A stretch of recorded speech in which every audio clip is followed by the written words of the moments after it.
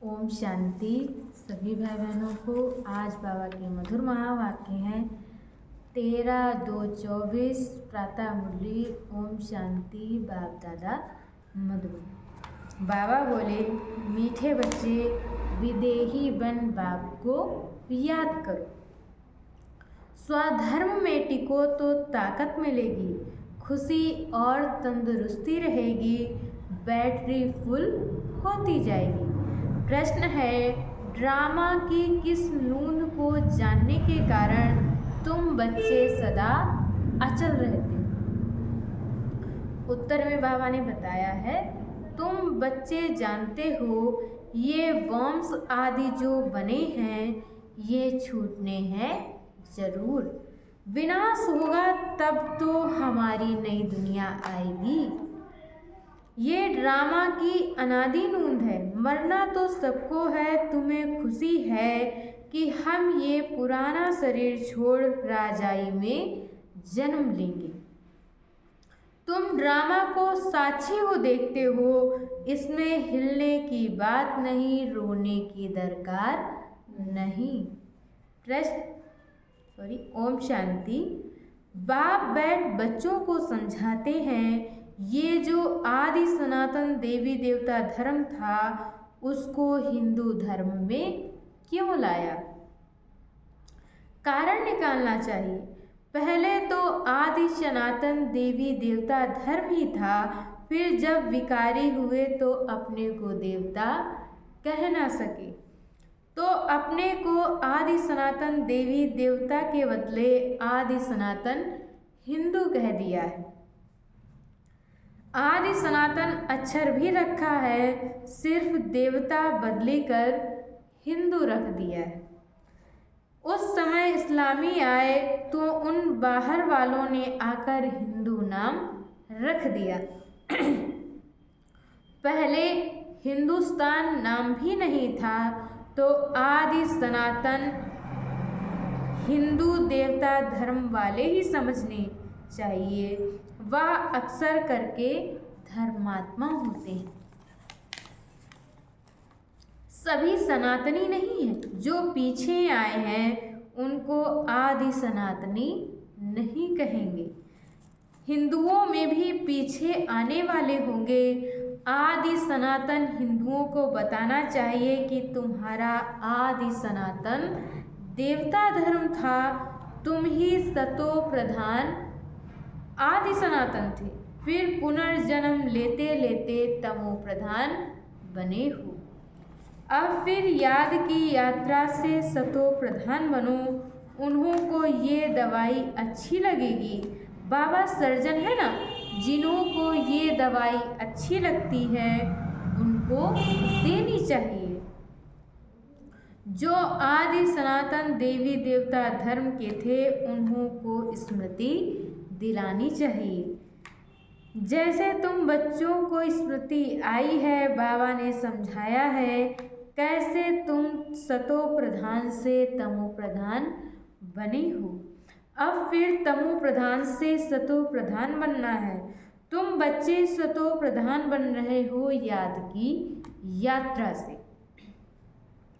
जो आदि सनातन हिंदू होंगे वही असुर देवी देवता होंगे और वही देवताओं को पूजने वाले भी होंगे। उसमें भी जो शिव के या लक्ष्मी नारायण, राधे कृष्ण, सीताराम आदि देवताओं के भक्त हैं वह देवता घराने के हैं। अब स्मृति आई है जो सूर्यवंशी हैं वही चंद्रवंशी बनते हैं। तो ऐसे ऐसे भक्तों को ढूंढना चाहिए, फॉर्म उनसे भराना है जो समझने लिए आते हैं। मुख्य सेंटर्स पर फॉर्म भराने के लिए जरूर होनी चाहिए। जो भी आए उनको लेसन तो शुरू से देंगे। पहली मुख्य बात है, जो बाप को नहीं जानते तो उनको समझाना पड़ता है, तुम अपने बड़े बाप को नहीं जानते हो, तुम असल में पारलौकिक बाप के हो, यहाँ आकर लौकिक के बने हो, तुम अपने पारलौकिक बाप को भूल जाते हो। बेहद का बाप है ही स्वर्ग का रचयिता। वहाँ ये अनेक धर्म होते नहीं, तो जो फॉर्म भरते हो उन पर ही सारा निदान होना चाहिए। कोई बच्चे भल समझाते तो बहुत अच्छा है, परंतु योग है नहीं। अशरीरी बन बाप को याद करे वह है नहीं। याद में ठहर नहीं सकते, भल समझते हैं, अच्छा समझाते हैं, म्यूजियम आदि भी खोलते हैं, परंतु याद बहुत कम है। अपने को आत्मा समझ बाप को याद करते रहें, इसमें ही मेहनत है। बाप वार्निंग देते हैं, ऐसे मत समझो कि हम तो बहुत अच्छा कन्विंस कर सकते हैं, परंतु इसमें फायदा क्या है। चलो सुदर्शन चक्रधारी बन गए, परंतु इसमें तो विदेही बनना है। कर्म करते अपने को आत्मा समझना है। आत्मा इस शरीर द्वारा कर्तव्य करती है, ये याद करना भी नहीं आता, ख्याल में नहीं आता, उनको कहेंगे बुद्धू। बाप को याद नहीं कर सकते, सर्विस करने की ताकत नहीं। याद बगैर आत्मा में ताकत कहाँ से आएगी। बैटरी कैसे भरें, चलते चलते खड़ी हो जाएगी, ताकत नहीं रहेगी। कहा जाता है रिलीजन इज माइट। आत्मा जब स्वधर्म में टिके तब ताकत मिले। बहुत हैं जिनको बाप को याद करना आता नहीं, शक्ल से पता पड़ जाता है और सब याद आएगा, बाबा की याद ठहरेगी नहीं। योग से ही बल मिलेगा, याद से बड़ी खुशी और तंदुरुस्ती रहेगी। फिर दूसरे जन्म में भी शरीर ऐसा तेजस्वी मिलेगा। आत्मा प्योर तो शरीर भी प्योर मिलेगा। कहेंगे ये 24 कैरेट गोल्ड है तो 24 कैरेट जेवर है। इस समय सब 9 कैरेट बन गए। सतो प्रधान को 24 कैरेट कहेंगे, सतो को 22। ये बड़े समझने की बातें हैं। बाप समझाते हैं, पहले तो फॉर्म भराना है तो पता पड़े कहाँ तक रिस्पॉन्स करते हैं, कितनी धारणा की है। फिर ये भी आता है याद की यात्रा में रहते हैं। तमो प्रधान से सतो प्रधान याद की यात्रा से बनना है। वह है भक्ति की जिस्मानी यात्राएं, ये है रूहानी यात्रा।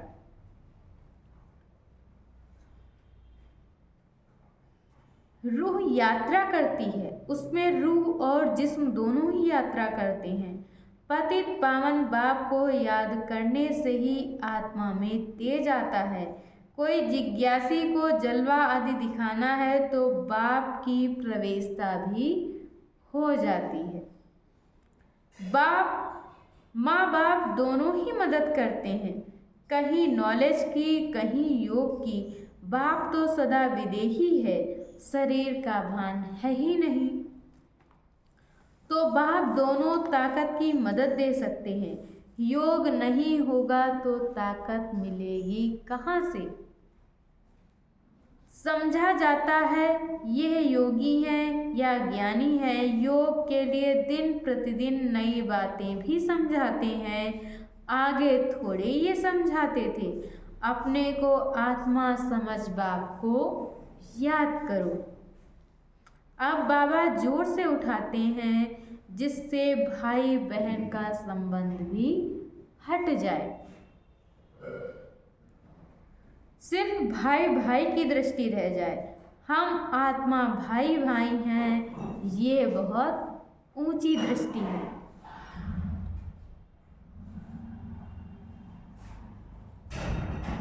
अंत तक ये पुरुषार्थ चलना है। जब सतो प्रधान बन जाएंगे तब ये शरीर छोड़ देंगे। इसलिए जितना हो सके पुरुषार्थ को बढ़ाना है। बूढ़ों के लिए तो और ही सहज है। अब सबको वापस ज़रूर जाना है। जवानों को कभी ऐसे ख्यालात नहीं आएंगे।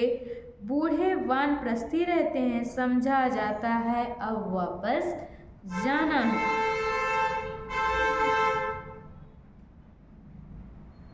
तो ये सब ज्ञान की बातें समझनी है। झाड़ की वृद्धि भी होती रहती है। वृद्धि होते होते सारा झाड़ तैयार हो जाएगा। कांटों को बदलकर नया छोटा फूलों का झाड़ बनना है। नया बन फिर पुराना होना है। पहले झाड़ छोटा होगा, फिर बढ़ता जाएगा। वृद्धि होते होते पिछाड़ी में कांटे बन जाते हैं। पहले होते हैं फूल, नाम ही है स्वर्ग। फिर बाद में वह खुशबू व ताकत नहीं रहती है। कांटे में खुशबू नहीं होती, हल्के हल्के फूलों में भी खुशबू नहीं होती। बागवान भी है तो खिवैया भी है। सबकी नाव पार करते हैं। नाव पार कैसे करते हैं, कहाँ ले जाते हैं, ये भी जो सयाने बच्चे हैं वह समझ सकते हैं। जो समझते नहीं वह पुरुषार्थ भी नहीं करते। नंबर बार तो होते हैं ना। कोई कोई एरोप्लेन तो आवाज़ से भी तीखा जाता है।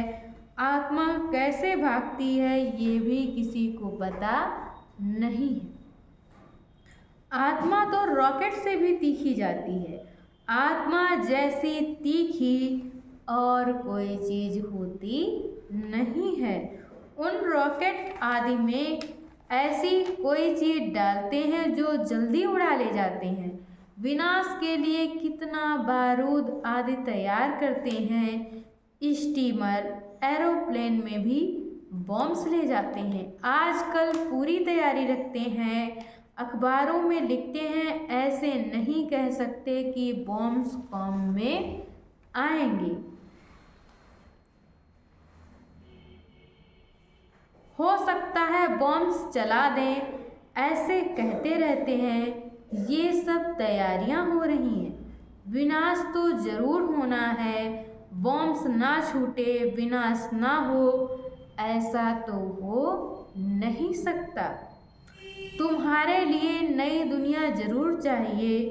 ये ड्रामा में नूंद है, इसलिए तुमको बहुत खुशी होनी चाहिए। मिरुआ मौत, मलूका शिकार।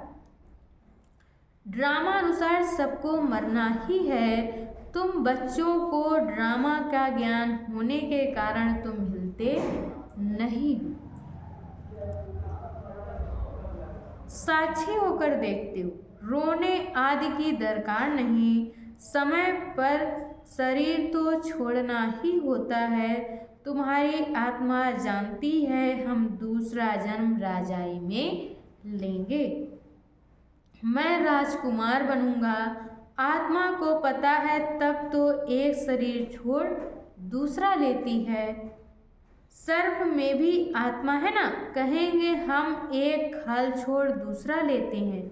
कभी तो वह भी शरीर छोड़ेंगे, फिर बच्चा बनेंगे। बच्चे तो पैदा होते हैं ना। पुनर्जन्म तो सबको लेना है। ये सब विचार सागर मंथन करना होता है।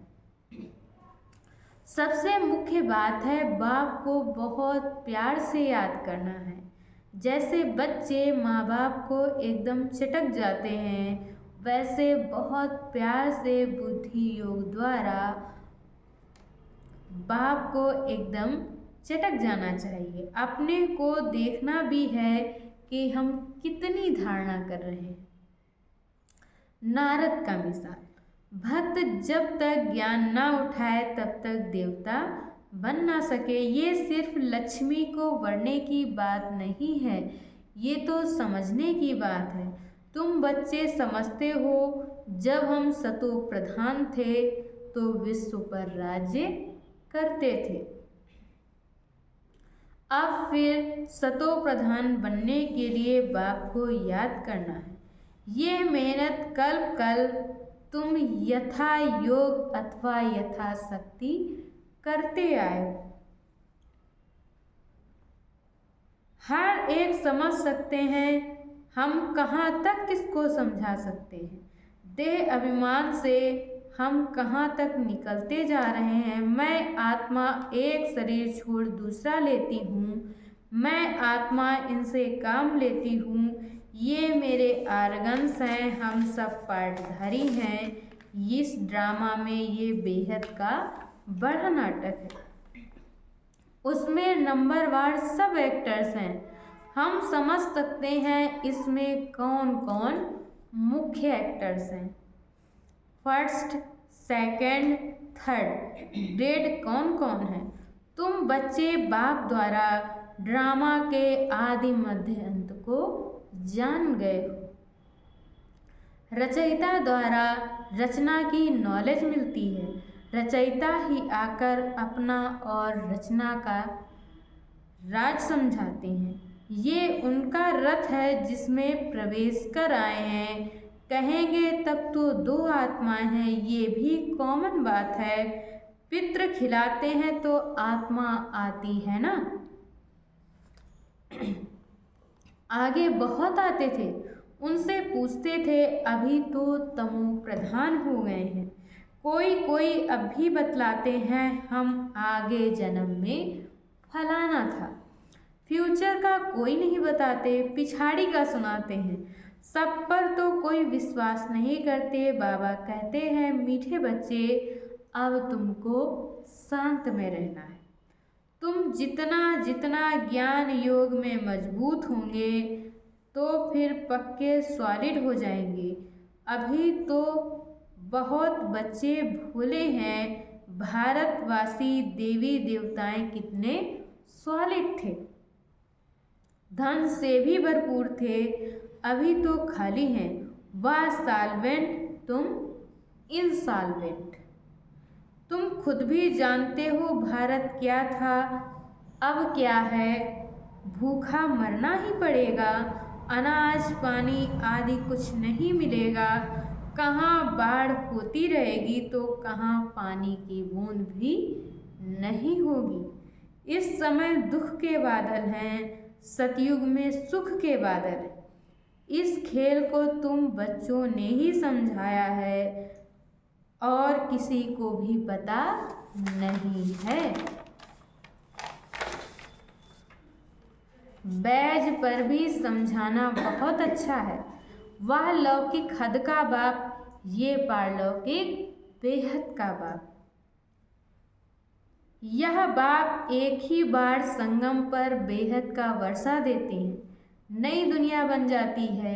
ये है आयरन एज, फिर गोल्डन एज जरूर बननी है। तुम अभी संगम पर हो, दिल साफ मुराद हासिल। रोज अपने से पूछो, खराब काम तो नहीं किया, किसके लिए अंदर विकारी ख्यालात तो नहीं आए। अपनी मस्ती में रहें या झरमुई झगमुई में टाइम गंवाया। बाप का फरमान है, मामे कम याद करो। अगर याद नहीं करते तो ना फरमान बरदार हो जाते हैं। अच्छा, मीठे मीठे सिकिल दे बच्चों प्रति माता पिता बाप दादा का याद प्यार और गुड मॉर्निंग। रूहानी बाप की रूहानी बच्चों को नमस्ते। हम रूहानी बच्चों की तरफ से रूहानी माता पिता बाप दादा को याद प्यार नमस्ते, ओम शांति, शुक्रिया बाबा, शुक्रिया। धारणा के लिए मुख्य सार है, पहला पॉइंट, ज्ञान योग की मस्ती में रहना है, दिल साफ रखनी है, झरमुई झगमुई व्यर्थ चिंतन में अपना समय नहीं गंवाना है। दूसरे पॉइंट में बाबा ने बताया है, हम आत्मा भाई भाई हैं, अब वापस घर जाना है, ये अभ्यास पक्का करना है। विधेयी बन स्वधर्म में स्थित हो, बाप को याद करना है। और आज बाबा ने वरदान दिया है, स्वस्वरूप और बाप का सत्य स्वरूप को पहचान सत्यता की शक्ति धारण करने वाले दिव्यता संपन्न भव। जो बच्चे अपने स्वरूप को व बाप के सत्य परिचय को यथार्थ जान लेते हैं और उसी स्वरूप की स्मृति में रहते हैं तो उनमें सत्यता की शक्ति आ जाती है। उनके हर संकल्प सदा सत्यता व दिव्यता संपन्न होते हैं। संकल्प, बोल, कर्म और संबंध, संपर्क सब में दिव्यता की अनुभूति होती है। सत्यता को सिद्ध करने की आवश्यकता नहीं रहती। अगर सत्यता की शक्ति है तो खुशी में नाचते रहेंगे। और आज की मुरली का स्लोगन है, सकाश देने की सेवा करो तो समस्याएं सहज ही भाग जाएंगी। सकाश देने की सेवा करो तो समस्याएं सहज ही भाग जाएंगी।